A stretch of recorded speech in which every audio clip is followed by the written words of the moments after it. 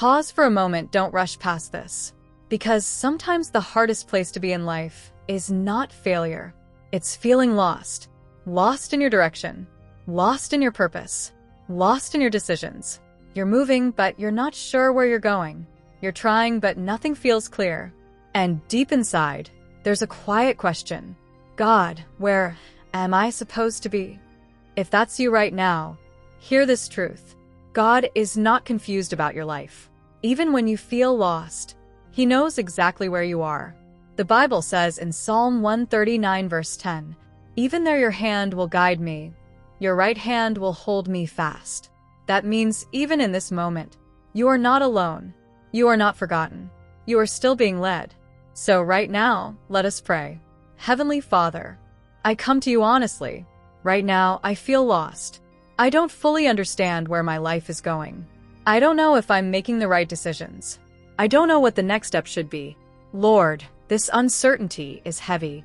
But your word says in 1 Corinthians 14 verse 33, "For God is not a God of confusion, but of peace." So today, I bring my confusion to you. Every doubt, every question, every uncertainty, I place it in your hands. Father, I need your direction. Not guesses, not assumptions, but clear, divine guidance. Your word says in Proverbs 3 verses 5 to 6, "Trust in the Lord with all your heart, and He will make your path straight." Lord, make my path clear. Show me where to go. Show me what to do. Show me the next step I need to take. Even if it's just one step, guide me. Father, I admit, it's hard to trust when I cannot see the full picture.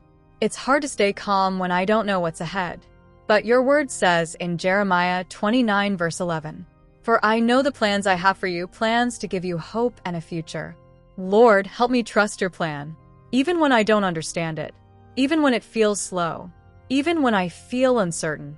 Let my heart rest in the truth that you are in control.